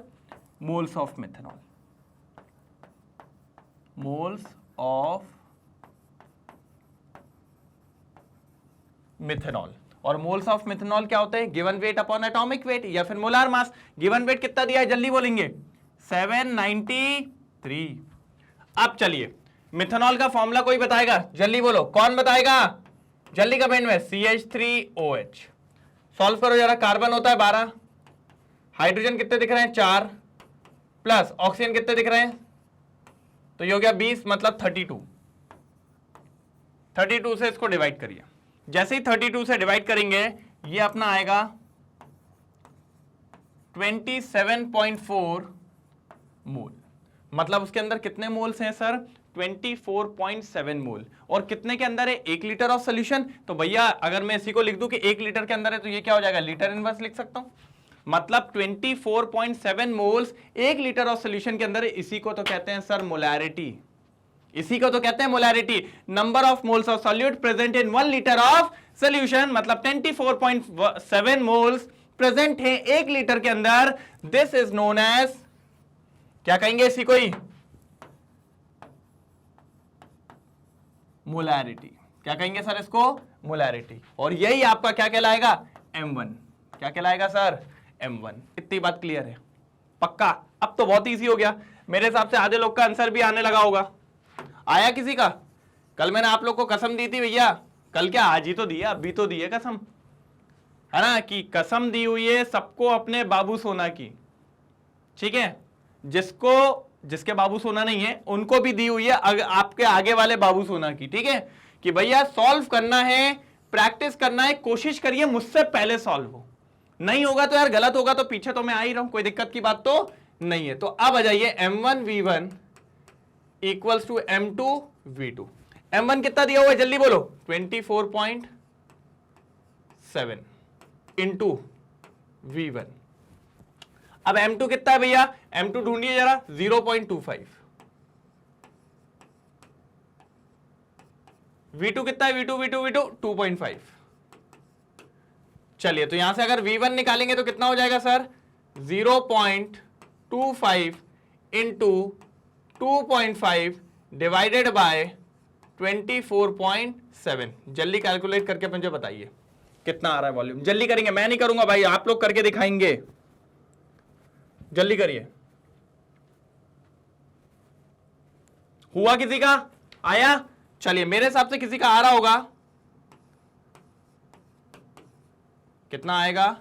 0.025 लीटर। कितना आएगा? 0.025 लीटर। ये है रिजल्टेंट आपका जो वॉल्यूम जो रिक्वायर्ड होगा क्या बनाने के लिए? 2.5 litre of its 0.25 molar solution. बात समझ में आई? तो अपन ने ये वाला फॉर्मूला भी यूज कर लिया, M1V1 इक्वल्स टू M2V2। मैंने आपको कहा था ये फॉर्मूला बहुत ज्यादा इंपॉर्टेंट है आगे चल के। ठीक है, कोई ऐसा जिसका मुझसे पहले आ गया था? पक्का चेक करूंगा भाई, मैंने बोला है कमेंट के अंदर हर एक क्वेश्चन पे चेक करूंगा कितने लोग के मुझसे पहले आए थे या फिर नहीं आए थे। चलिए फटाफट नोट डाउन करिए, अगले क्वेश्चन पे मिलते हैं। जल्दी करिए, स्क्रीनशॉट लीजिए। हो गया? पक्का? चलिए अगला क्वेश्चन आते हैं। ये लीजिए, इस क्वेश्चन को थोड़ा फोकस करिए। ये तरीके के क्वेश्चंस उसके सॉल्व हो सकते हैं जिसको यूनिट्स पता हो। जैसे आपने 11th में देखा होगा यूनिट एंड डायमेंशन है ना आप लोग को फिजिक्स के अंदर, उसमें आप कई सारी यूनिट्स पढ़ते हैं भैया। न्यूटन हो गई, मीटर स्क्वायर, एक्सेलरेशन हो गई, टाइम हो गई, उसके बाद आप पास्कल हो गई, सबकी यूनिट्स देखते हैं। तो जिसकी यूनिट पे कमांड अच्छी है उनके लिए ये क्वेश्चन एकदम लल्लू सा क्वेश्चन है, और जिनकी नहीं है उनकी अपन करवा देते हैं। बात समझ पा रहे हैं? अब क्वेश्चन को समझिए। Pressure is determined as force per unit area of the surface. Pressure क्या होता है सर? प्रेशर क्या होता है? मान लो जैसे मैं इस बोर्ड को क्या कर रहा हूं? धक्का दे रहा हूं। क्या दे रहा हूं? धक्का दे रहा हूं। मतलब मैं इस फोर्स पे क्या लगा रहा हूं? प्रेशर लगा रहा हूं। सर प्रेशर का लगा रहा हो, आप तो फोर्स लगा रहे हो। मैंने कहा मैं तो फोर्स लगा रहा हूं, लेकिन वो फोर्स किस पे लग रहा है? इस बोर्ड के पर्टिकुलर एक एरिया पे लग रहा है। किस पे लग रहा है? पर्टिकुलर एरिया पे। और force upon area, force per unit area is known as pressure, is known as pressure. समझ पा रहे हैं कि मतलब आप किसी पे भी दबाव डालेंगे उस पर्टिकुलर एरिया पे तो उसी को नाम देते हैं अपन प्रेशर। क्या नाम देते हैं सर? प्रेशर। बात समझ पा रहे हैं? कोई दिक्कत तो नहीं? चलिए अब जैसे अपन क्या करते हैं, इस धरती पे, इस अर्थ पे क्या लगाते हैं? प्रेशर लगाते हैं। कैसे सर? मेरा जो वेट लग रहा है, मेरा जो क्या लग रहा है? वेट, मतलब मास लग रहा है, मास को मैं इससे इंटू कर दूंगा, ग्रेविटी से, तो वो किस में तब्दील हो जाएगा, वेट में, और कुछ पर्टिकुलर एरिया पे लग रहा होगा, तो उसी को मैं क्या नाम देता हूं, मेरा प्रेशर लग रहा है किसके ऊपर, धरती के ऊपर। वही क्वेश्चन यहां पे भी है, थोड़ा सा फोकस करेंगे। आइए, pressure is determined as force per unit area at the surface, ठीक है। The SI unit of pressure is pascal, और पास्कल क्या होता है, 1 पास्कल इज 1 न्यूटन मीटर -2, मतलब ये भी बोल सकते थे 1 न्यूटन पर मीटर स्क्वायर, क्या बोल सकते थे, 1 newton per metre square. If mass of air at sea level is, कितना दे दिया, 1034 ग्राम पर सेंटीमीटर क्यूब, ठीक है। Calculate the pressure in pascal, calculate the pressure in pascal. अब समझिए भाई, सी लेवल पे जो एयर का मास है वो कितना है, 1034, उसका मास दिया हुआ है। मतलब जैसे मैं इतनी जमीन पे खड़ा हूं, तो मेरा मास मान लीजिए 70, कितना है, मास नहीं, मैं वेट बता रहा हूं, क्या बता रहा हूं, 70, लेकिन मैं मास निकालूंगा तो मेरा लगभग कितना आ जाएगा, 7, मतलब मेरा 7 किलोग्राम मास है जो इस पे रखा हुआ है, ठीक है। अब मैं इसको जैसे ग्रेविटी से इंटू करूंगा, किससे, ग्रेविटी से, ग्रेविटी लगभग अपन कितना मान लेते हैं, 10, तो मेरा मास कितना, वेट कितना हो जाएगा, 70 किलो, मतलब 70 किलो का फोर्स इतने एरिया पे लग रहा है कि नहीं लग रहा है। तो उनने भी तो यही बोला, इतना मास लग रहा है, कितने पे लग रहा है, सेंटीमीटर स्क्वायर, किस पे, सेंटीमीटर स्क्वायर। तो जब इसको अपन सॉल्व करेंगे, मतलब अपना मास कितना लग रहा है, एक बार वो देख लीजिए। जो अपने मास की बात करूं मैं, तो मास कितना लग रहा है, 1034, लेकिन मुझे मास थोड़ी लगाना है भैया। अब अपन आ गए थोड़े फिजिक्स के कंसेप्ट में, तो मास की बात नहीं करेंगे, अब अपन बात करेंगे वेट की। तो वेट कितना हो जाएगा, वेट हो जाएगा भैया 1034 इंटू 9.8, यही होगा वेट के, नहीं होगा, ये वो वेट है जो उस जगह पे, किस पे, अर्थ पे लग रहा होगा, या फिर काय पे लग रहा होगा, सी लेवल पे। किस पे लग रहा है, सी लेवल पे। और ये जो लग रहा है, इसी को अपन नाम देंगे किसका, फोर्स का। किसका नाम देंगे, फोर्स का, क्योंकि इतना दबाव वो सी लेवल महसूस कर रही होगी ऊपर वाली एयर की वजह से। और कितने पे लग रहा है, पर सेंटीमीटर स्क्वायर पे। किस पे लग रहा है, पर सेंटीमीटर स्क्वायर पे। तो नीचे अपन ले लेंगे क्या, सेंटीमीटर स्क्वायर, और ये क्या हो जाएगा, अपना एरिया हो जाएगा, क्या हो जाएगा, एरिया, ठीक है। इतनी बात क्लियर है। अभी और अच्छे से क्लियर कर रहा हूं, पहले इसको एक बार देखेंगे। ये देखिए, प्रेशर क्या होता है sir, force per unit area, होता है क्या, नहीं होता। और मैंने अभी आपको बताया फोर्स क्या है, जो भी वहां पर मास ऑफ क्या है, एयर है, जो नीचे लग रही है, उसी को अपन फोर्स का नाम देंगे। देखिए 1034 ग्राम उसका मास दिया था, और ये मैंने क्या ले लिया, ग्रेविटी ले लिया, 9.8 मीटर पर सेकेंड स्क्वायर, यही होती है ना अपनी ग्रेविटी। ये दोनों मिलके, ये जो दोनों दिख रहे हैं, ये दोनों मिलके क्या बना लेंगे, वेट, और वो वेट नीचे की तरफ लग रहा है, इसीलिए उसको क्या नाम दे रहे हैं अपन, फोर्स। क्या नाम दे रहे हैं, फोर्स। कितने एरिया पे लग रहा है सर, सेंटीमीटर स्क्वायर एरिया पे। कितने पे लग रहा है, सेंटीमीटर स्क्वायर एरिया पे। अब क्या कर रहे हैं, सबको एसआई यूनिट में बदल रहे हैं। किस में बदल रहे हैं, एसआई में। अब देखिएगा कैसे, ये क्या है, ग्राम है, ग्राम एसआई यूनिट नहीं होती, क्या होती है, किलोग्राम होती है। तो भैया इसको किलोग्राम में करने के लिए क्या करूं, 1000 से डिवाइड लगा दूं। देखिए 1000 से डिवाइड लगाया तो काय में कन्वर्ट हो जाएगा, किलोग्राम में, दिख रहा है। अब समझिए आगे, ठीक है। अब अगर देखेंगे अपन इसको, क्या सेंटीमीटर स्क्वायर दिख रहा है, इसको मुझे मीटर स्क्वायर में बदलना है। किस में बदलना है, मीटर स्क्वायर। तो मैं इसमें भी डिवाइड लगाऊंगा 100 का। देखिए, और ये 2 बार है तो 2 बार 100 का डिवाइड लगेगा। देखिए 100 का स्क्वायर हो गया, और centimetre square upon metre square. क्योंकि आप देखिए, ये सेंटीमीटर से ये सेंटीमीटर चला जाएगा, ये ग्राम से ये ग्राम चला जाएगा, और सारी यूनिट किस में तब्दील हो जाएगी भैया, एसआई यूनिट में। देखिए किलोग्राम आ गया, मीटर स्क्वायर आ गया। आगे क्या नहीं आ गया। अब एक और चीज समझिए, जब इन दोनों का मल्टीप्लीकेशन करेंगे 1034 इंटू 9.8 तो कितना आ रहा है, 10133.2, ठीक है। एक और चीज, ये कितना है, 2 बार 100 है, कितनी बार 100 है, 2 बार। अब यहां देखिए कितने जीरो है, 1 2 3, तो 1 2 3, एक जीरो बच रहा है, तो ये देखिए, और ये आ गया आपका किलोग्राम, ठीक है। ये आ गया आपका मीटर से 1 मीटर कैंसिल हो जाएगा, तो 1 मीटर बचेगा, तो मीटर -1, और ये सेकंड का -2, ये देखिए सेकंड का -2 आ गया। बट अपन जानते हैं 1 न्यूटन क्या होता है, 1 न्यूटन पढ़ा होगा आपने फिजिक्स में, 1 केजी मीटर पर स्क्वायर, ठीक है, पर सेकेंड स्क्वायर, यही होता है क्या, नहीं होता है। तो अब इसको यूज करना है। इधर पे आइए जरा, 1 पास्कल कितना होता है वो अपन को देखिए, 1 न्यूटन मीटर की पावर -2, और न्यूटन कितना होता है ये पता चल गया यहां से।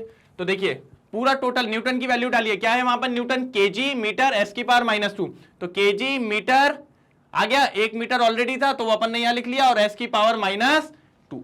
कोई दिक्कत यहां तक, इतना समझ में आया कि नहीं आया ये वाला, ये बताइए पक्का, ठीक है। तो अपन ने क्या करा, फिर 1 पास्कल को इस तरीके से लिख लिया क्या नहीं लिख लिया। अब जब ये लिखा तो अब आप चेक करिएगा जरा, इधर आइए, केजी है क्या नहीं पास्कल में, मीटर में -1 है क्या नहीं है, सेकंड में -2 है क्या है, ठीक है। तो अब ये वाली जो वैल्यू ये किसमें कन्वर्ट हो गई, पास्कल, मतलब इसकी जगह मैं क्या लिख सकता हूं, PA, क्या लिख सकता हूं, PA। अब देखो मुझे इसको पीछे तक ले जाना, कितने पॉइंट पीछे ले जाऊंगा, 1 2 3 4, तो ये हो जाएगा 1.0133 इंटू 10 की पावर, कितने पॉइंट पीछे है 4, तो 10 की पावर क्या हो जाएगा 4, और साथ ही साथ एक और 10 है, तो एक और 10 है, तो 10 की पावर 4 की जगह क्या लिख सकते हैं अपन, 10 की पावर 5 पास्कल। देखिए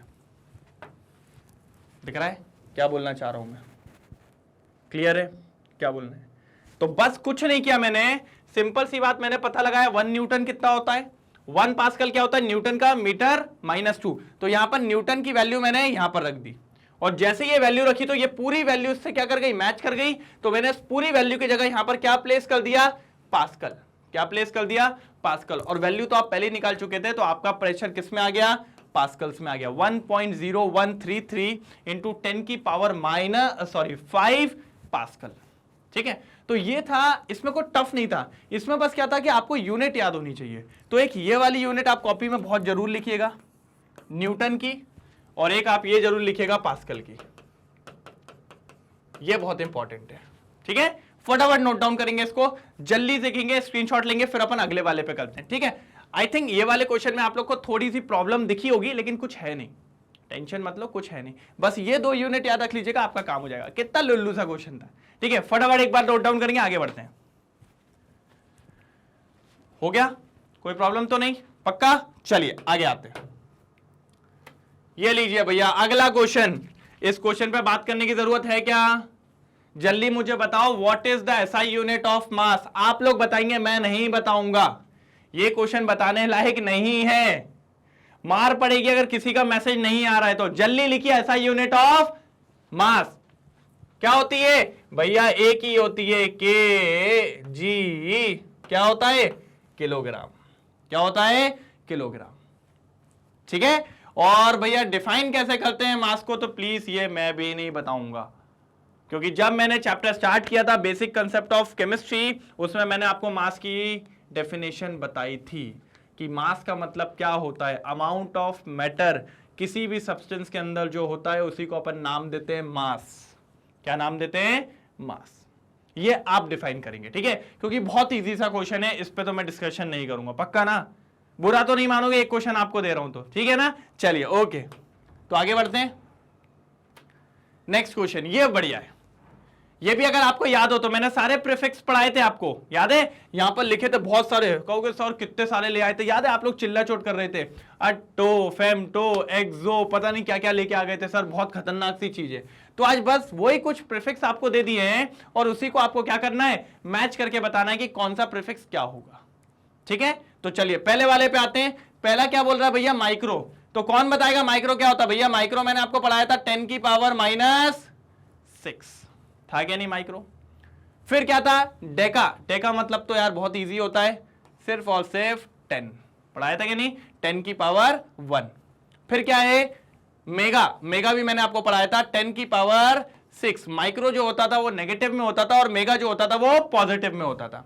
नेक्स्ट मैंने आपको पढ़ाया था गीगा, 3 जोड़ दो बस, 10 की पावर 9। अगर -9 होता था तो नैनो हो जाता था, और 10 की पावर 9 को अपन क्या कहते हैं, गीगा।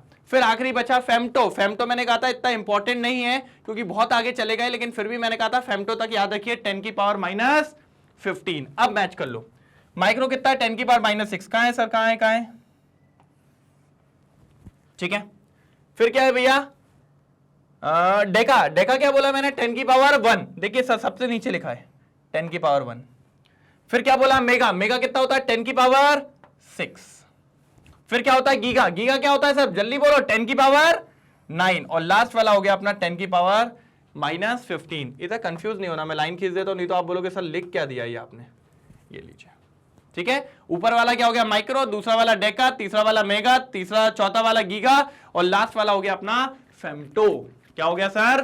फेम्टो। कोई दिक्कत? तो भैया बढ़िया सा ये हो गया अपना गीगा मेगा पीगा, ठीक है, खत्म, क्लियर है यहां तक। चलिए फटाफट इसको नोट डाउन करिए, फिर आगे बढ़ते हैं नेक्स्ट क्वेश्चन पे जल्दी। हुआ सॉल्व हुआ? चलो नेक्स्ट आ जाओ।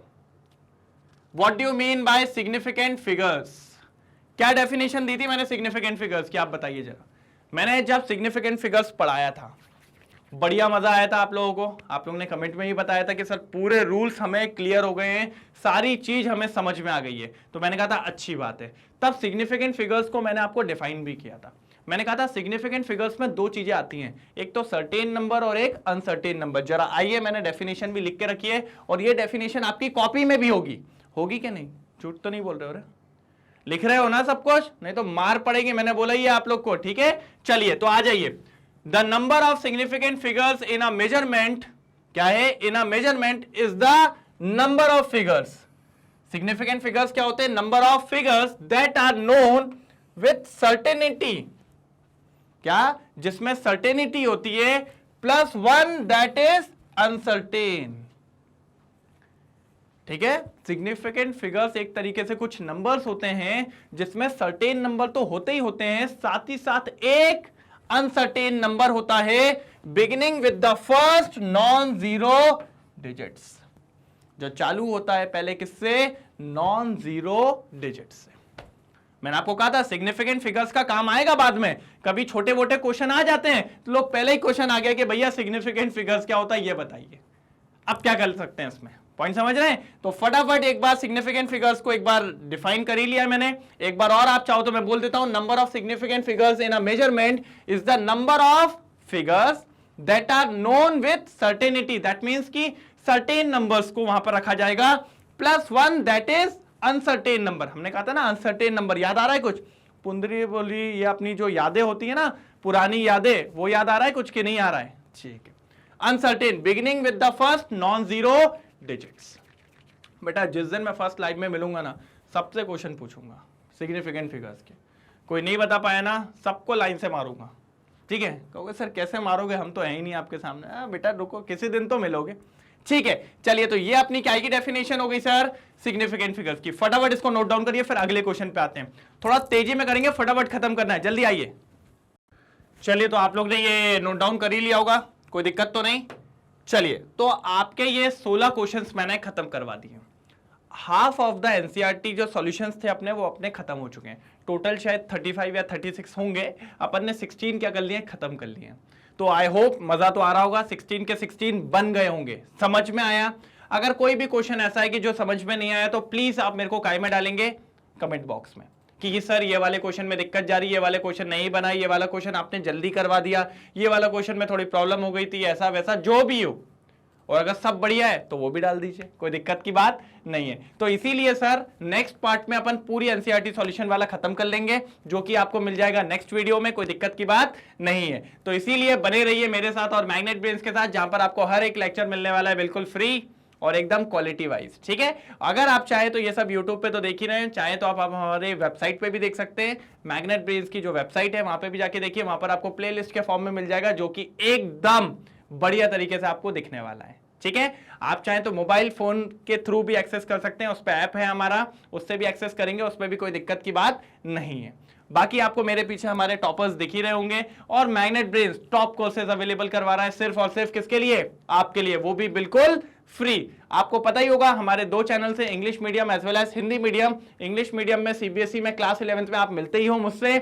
बाकी अगर बात करें तो भैया इंग्लिश मीडियम में स्पोकन इंग्लिश, सीयूटी, एनटीएसई और ओलंपियाड जैसे कोर्सेज भी आप लोग के लिए अवेलेबल हैं। हिंदी मीडियम के अंदर भी CBSE, UP board, Bihar board और एमपी बोर्ड जैसे कोर्सेज अवेलेबल करवा रखे हैं सिर्फ और सिर्फ मैग्नेट ब्रेन्स ने। तो इसीलिए बने रहिए और देखते रहिए, और अगले लेक्चर में बनिए जहां से अपन क्वेश्चन नंबर 17 से लेकर पूरे खत्म करने वाले हैं एकदम फटाफट, जिसमें आपको बढ़िया सा मजा आने वाला है, ठीक है। जब तक के लिए bye bye, thank you so much.